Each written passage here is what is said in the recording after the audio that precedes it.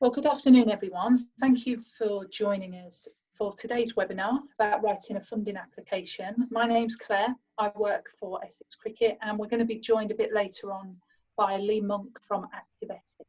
So we'll be doing this webinar between us. So if you could keep yourself muted, it just cuts down on the background noise. And if you have any questions, please put them into the chat box. And our fan will be going through those, and we'll hopefully have some time at the end to answer any questions. So today's webinar, we're going to go through building up your idea. So thinking about what it is that you want funding for, working through and being able to write a good application form. And then Lee's going to take us through where we might be able to find some funding in the current situation. So it's worth mentioning that applying for funding should be part of a wider fundraising drive. There are lots of different types of income and fundraising, and this should form part of a wider drive within the club. So we are going to go through a lot of information today, and I know it can seem a bit intimidating, a bit overwhelming, but don't forget that you can revisit the webinar, you can watch it again, and the slides will be available as well. So hopefully this will give you a step-by-step process for writing an application form, and it will become a little bit more manageable for you. So I just wanted to revisit the different types of funding that you might be thinking about applying for, revenue and capital funding. So revenue is really the funding to deliver your activities. So this might pay for your venue hire, some small scale equipment, and it could cover some coaching fees as well. And then capital funding is normally for a larger amount, so to update your facilities or to buy a large scale, normally a fixed piece of equipment. But in both cases, it's really useful to first of all think about what you actually need the funding for. And this could be called your idea or your concept, and then you will build it into your project. So before you even really start looking for funding, your starting point should be, what is my idea? And you should try and capture this in a statement if you can. This can then be built up and worked up into your project. And when we think about it as a project, your idea really becomes your concept. And I want to show an example here. So we want to get some funding for equipment for our Essex Cricket Club to set up a new female session to run alongside the boys session. So you'll see that this is quite a short, punchy statement, but already it tells us that this session will be new activity. We know that our target audience is females. We know where the project will run, so the geographical location. We know what the activity is, and we know what we're going to be spending the money on. So we've been very specific in quite a short paragraph there. And this is something I'd encourage you to do before you even start thinking or worrying about writing an application form. Get that idea down. So now you know what you need the funding for. Let's look at in more detail at writing the application form. So a typical application form is highly likely to be an online portal. If it's not a portal, it could be an online document where you have to enter information into certain fields. It's very rare nowadays that you'll get a Word document, as the application form. But sometimes you can request this if you need it.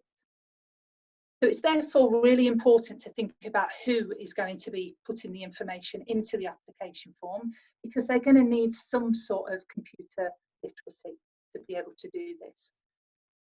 I would recommend, and what I always do, is if it is an online portal or an online form, copy and paste the questions into a Word document. This means that you can write your draft, you can be checking the word count, you can be checking your spelling and your grammar as you go along. And then once it's ready, you copy and paste it into the online portal. So think about who is best to fill in the application form, and don't think that you need to do it all on your own.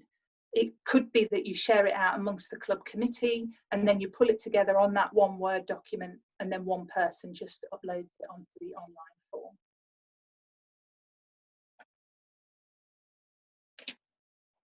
So the typical sections of an application form, you're going to need to put your introductory information. So this will be things like your address, your local authority.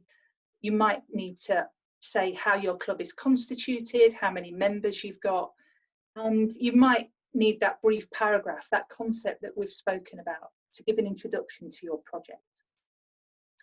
You're going to need to tell the funder how you know your project is needed or your evidence base. So it's key that you've done some background research and you've gathered some evidence before you start. You'll also need to tell them what you will do or what you're hoping to achieve with your project, the impact your project will have, including numbers. So it's wise to think about how many people you're going to have an impact on. They might also want to know what's going to happen at the end of your project or the sustainability. And you'll always need to put your project budget. So how much money you want and how you're going to be spending that money. So it's worthwhile thinking about these typical sections and starting to gather any evidence or information that you need. So moving on then, what does a good application look like? And I'm going to bring these first two up together because I think these are by far the most important. So your project must meet all of the eligibility criteria, and it must also match with the aims and objectives of the funder. So if you don't meet these two, it's very unlikely that you will get any funding from this particular fund. You might be an excellent application form writer, you might be able to tell a beautiful story, but if you don't meet that criteria and the aims and objectives, it's just not going to work. So make sure you read through any guidance notes, read them once, and then double check them again before you get started. You should also make sure you've got a strong evidence base so that you're justifying why your project should get funding. So if we refer back to that initial project idea that we spoke about at the beginning, my evidence might be that I've got a waiting list of girls that want to play cricket. I might have done some research with local schools or local community groups who have told me that there is a demand for this session, or I might have evidence from the local authority or Sport England to support my project. So tell the funder how you know that your project is needed in your area. Your application should be smart throughout, and I am going to go into more detail about this a little bit later on. Your writing should be clear and appropriate, and make sure you don't go over any word limits that the funder might have said. Make sure you're giving them all the information that they require. So if they want to see a copy of your safeguarding policy or your constitution, anything like that, make sure it's in the right format and it's attached with it. I know it sounds pretty basic, but make sure you're answering the question. So double check, refer back to the question, and make sure you're meeting the requirements. And you're not just telling a lovely story, but not actually answering the question. And there should be consistency across your whole application. And this is particularly important if you've got 2 or 3 or 4 people writing different sections. So it's always worthwhile someone giving it a final proofread and making sure that things like acronyms or jargon, that they're used in the same manner throughout the whole application.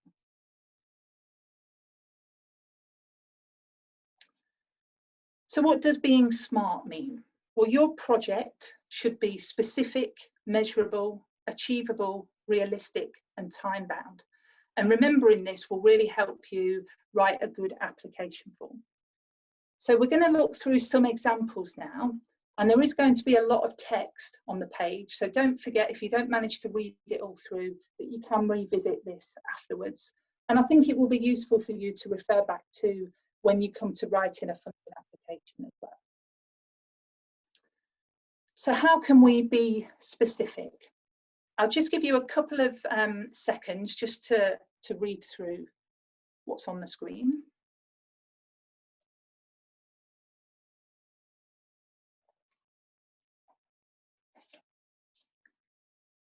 So if we look at the top example, something that I wouldn't suggest is a good example. It gives no detail. I mean, we can read this and we don't really know what it means and what the project's going to look like. But then compare it with the paragraph at the bottom. Here, we're not waffling. It's a bit longer, but we're giving some specific information. We're saying it's going to be 1 hour of cricket. We're saying where it's going to be and who we're going to target, those 14 to 16-year-olds. So try and think specifically about your project and capture it in that succinct way without going on for too long. And then measurable. How are you going to measure the success of your project? So give some specific details. If we look at the top example, it's too general. It's saying we're going to improve health and fitness. It doesn't say how or whose health and fitness. But compare this with the bottom example. It's really specifically telling us how the project will be measured, that it's going to be 25 participants, what regular participation is, and that they're going to measure success by undertaking a participant survey at the start, the middle, and the end of the project. So really think about how you can tell if your project will be a success and be specific about how that will be measured. And then I'm going to put achievable and realistic together because they're quite similar really. And again, it comes down to saying what you're going to do in a specific, in a short way. So don't overestimate your impact. If we look at that top example, will the project really raise the standard of cricket across the whole of Essex? Is this something that's achievable? Probably not. Definitely not realistic. So make sure your project is something that you can deliver. Be honest and tell a realistic story. It can be quite easy to think, I really need to oversell myself. I need to make myself look good if we're going to be successful in this application. But you want to end up with a project you can actually deliver, something that's achievable and realistic. And then finally, time bound. So your project needs a timescale. It needs a clear beginning and it needs a clear end. And this top example is really far too vague. It's saying it's going to take place throughout the year with no idea when that is. Could be January, July, October, we don't know. But compare it to the bottom example. They've specifically said 5 events between July and September, and that the project's going to continue until October 2020. So give more detail and set yourself timescales.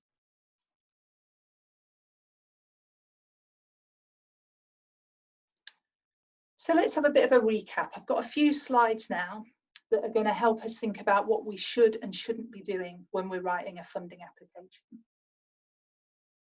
Again, this could be something useful that you revisit when you come to sit down to write your application. It might help you out. So what should we do? Make sure you're reading the guidance and make sure you're checking your answers against the guidance and against assessment criteria. Wait until you've got all of your details. Don't start too soon. Don't go over the word limit. We've spoken about keeping our projects smart. Always assume that the funder doesn't know you, so tell them the story from the beginning, give them a bit of background, and get someone else to read your application before you submit it, to check that it flows nicely and it's consistent all the way through. So what shouldn't we do? Don't just start writing without having that clear idea.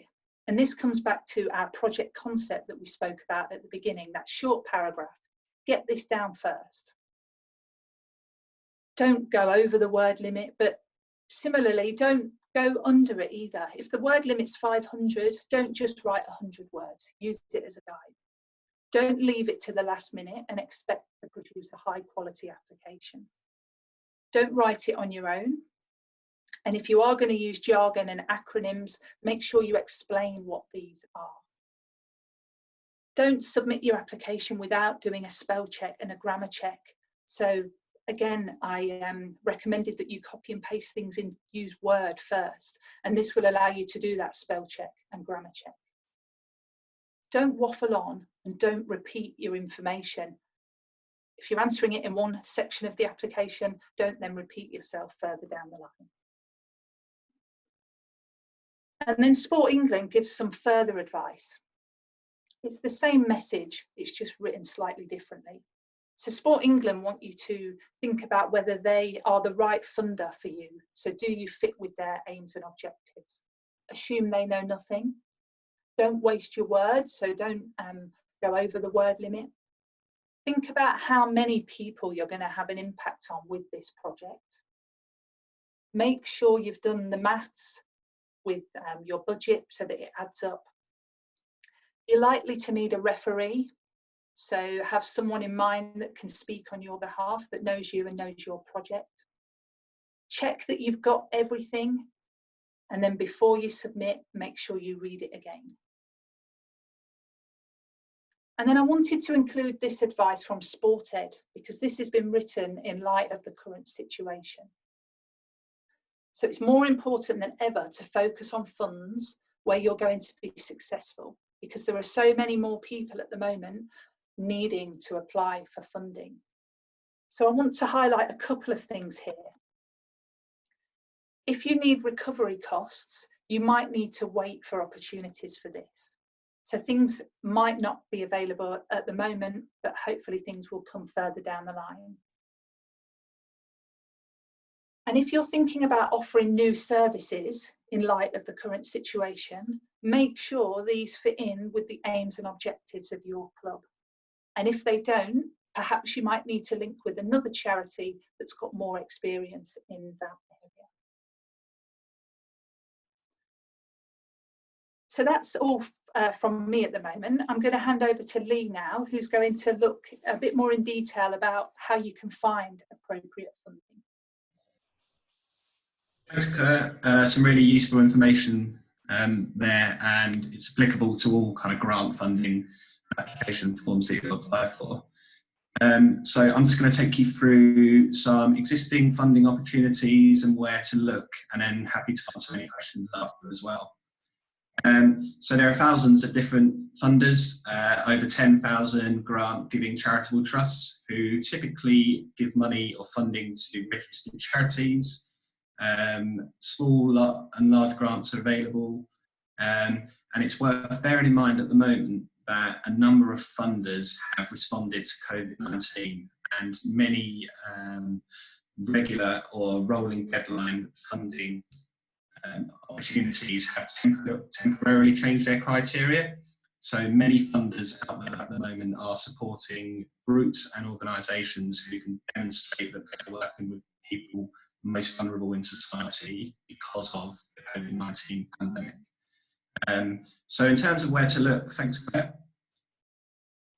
There are a number of different funding tools out there available for you to take a look at, the majority of which are free. So Active Essex have a funding tool, as do London Sport. On there you can cut and slice different to your project needs to help that search easier for you. And then also there's other organisations such as Funding Central. Charity Excellence Framework is a free fundraising tool which has over 600 funds on there. And then there's also Grants Online and London Community Response. They're typically a great place to start once you've got your idea of what you want to do. Next slide, please.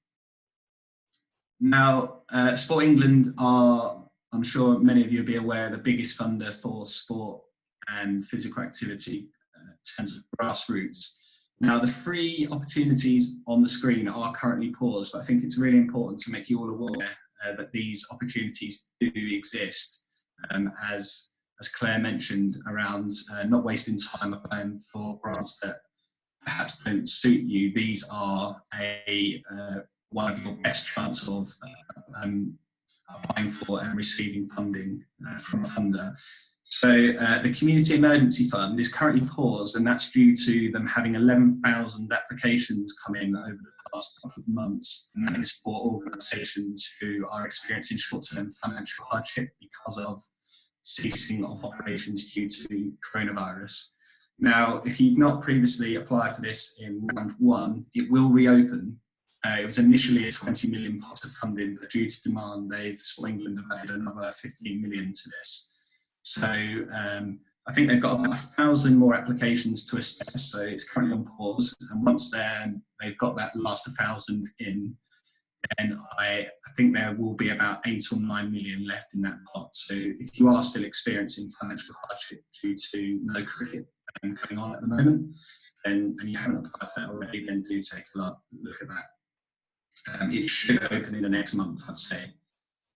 Also, Sport England have a small grant scheme, which is you can apply for typically any project involved in increasing people's sport and physical activity behaviour. So a good one for cricket clubs to take a look at after today. It's currently paused and it's expected to reopen around mid-July, so take a look at that.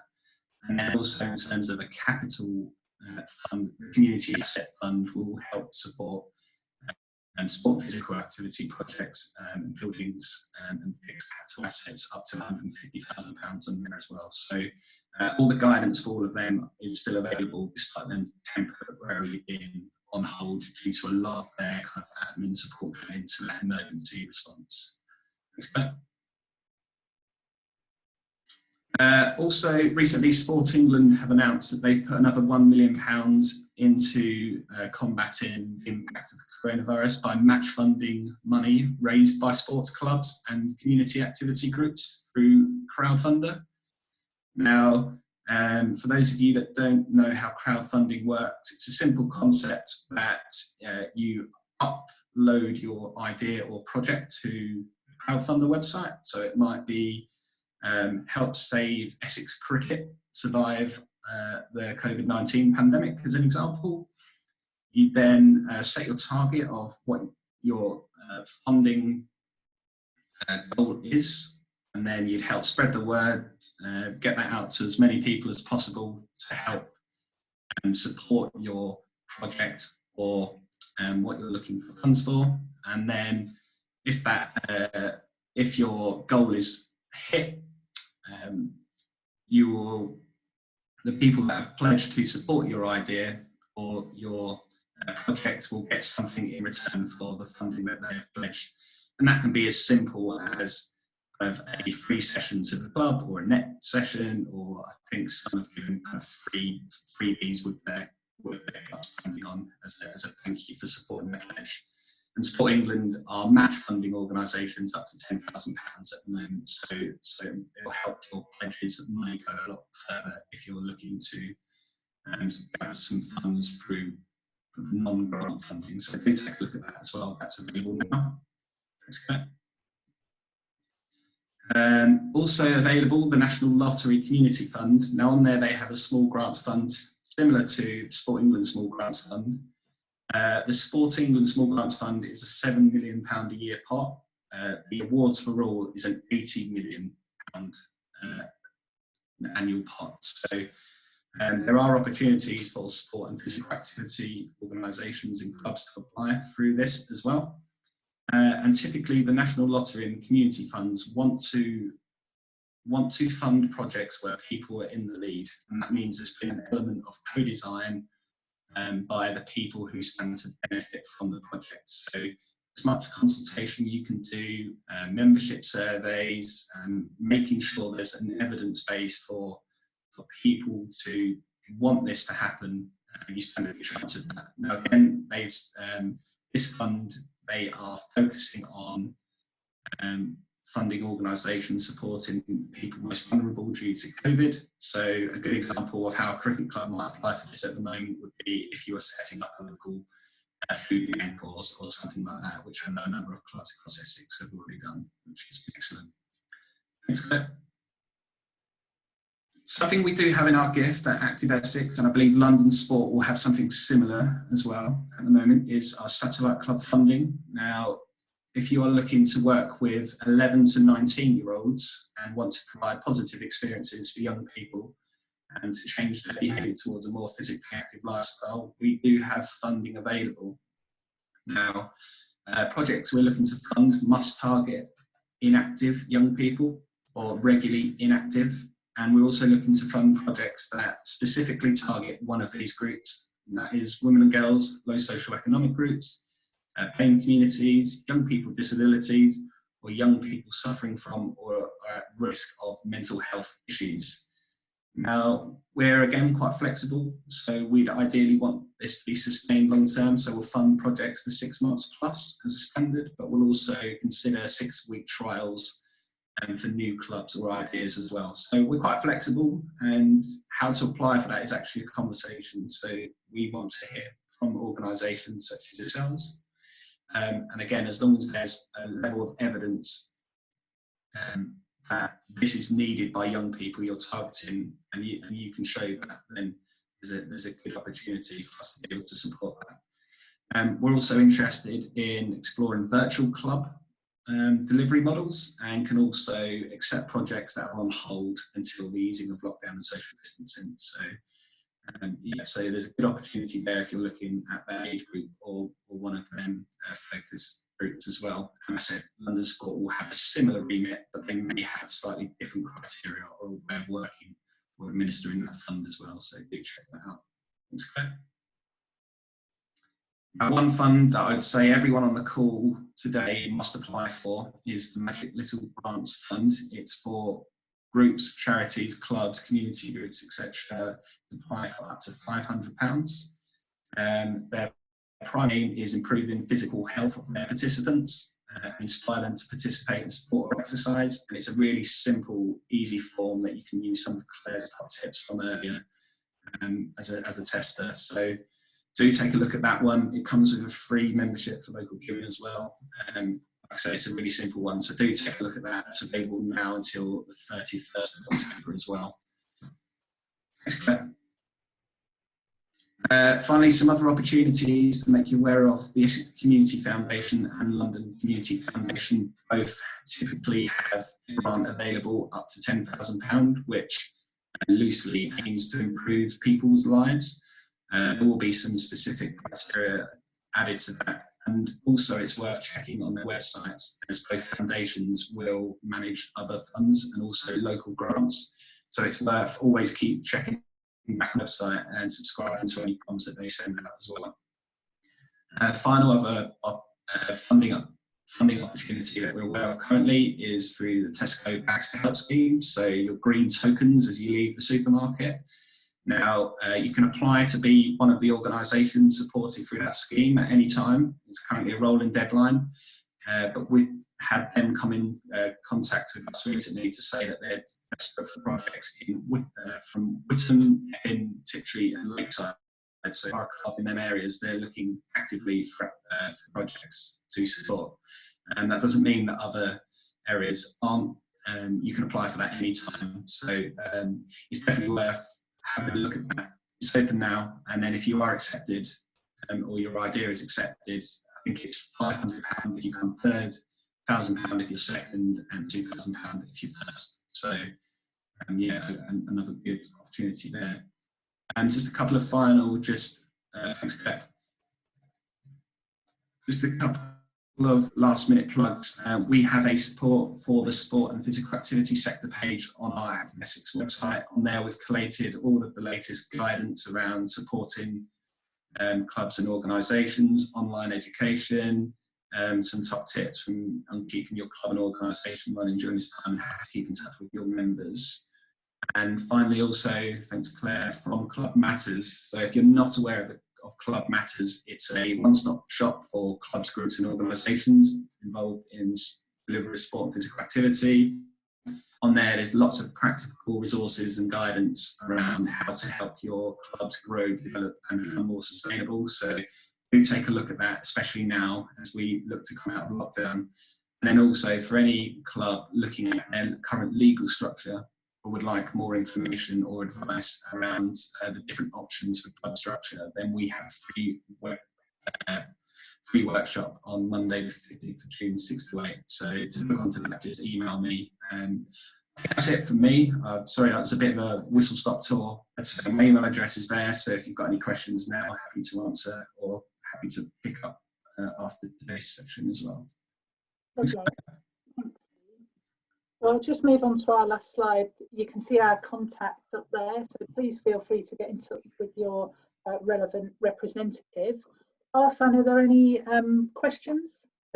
Just a couple of quick ones. First of all, that was fantastic. Both Claire and Lee. Praveed just very kindly asked if the slides can be shared to the group, so they can refer to them at any time.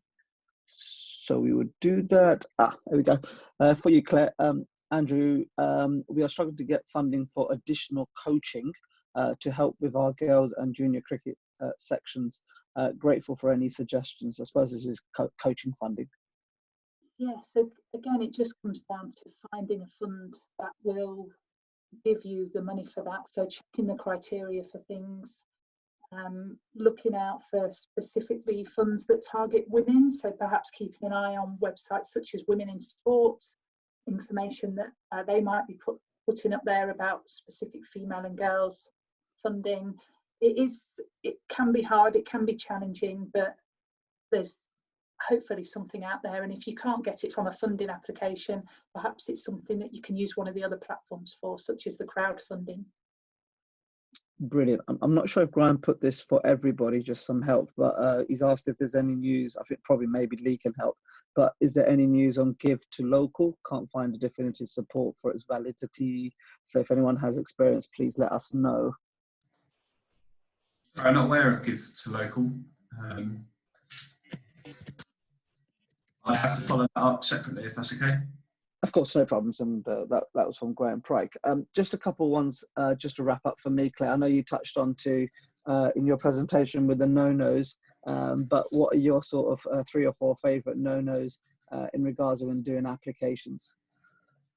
For me personally, I would say don't go over the word limit, because some funders will only chop out the first 200 words if it's a 200 word limit, and anything else you've written could be lost.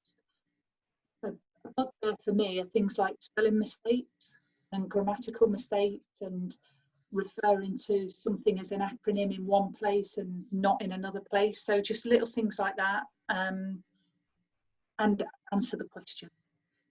Yeah, and finally, just around deadlines, and we're all obviously busy, and it's volunteers that do them, and so it gets down to the last hour. But is there a sort of rule around when you should start planning and getting that application in time? Yeah, well, keep an eye on when things are coming out and start planning as soon as you can. I would always give yourself a deadline of a week before the actual deadline, so that you can give it a final proofread, check you've got all the information. You might want to get guidance either from us or Active Essex or London Sport as well, so build that into the time.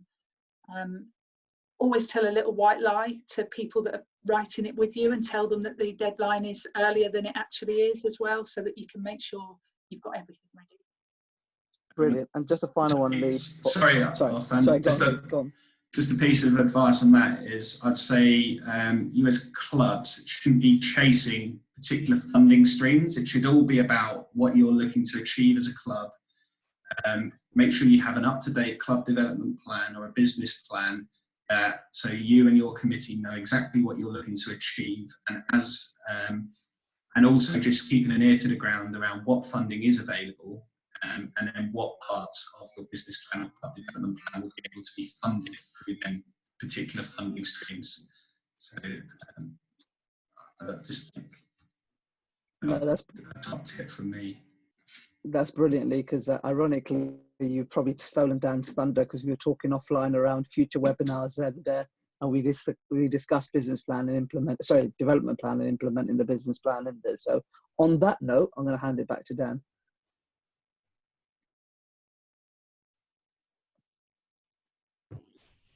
Yeah, thank you very much, Lee and Claire, for today. Really informative webinar, one not just for now, but for future use for clubs that can make use of that. And again, please make use of your relevant county contacts on the screen there as well, that can really help you shape some ideas. There's some great examples from clubs at the moment who are accessing crowdfunding, SpaceSaver, and using their local sort of community groups as well in terms of activating small grants around to help them. But thank you very much for taking the time. Again, please stay in touch, stay safe, and we'll be back soon. Thanks very much. Bye.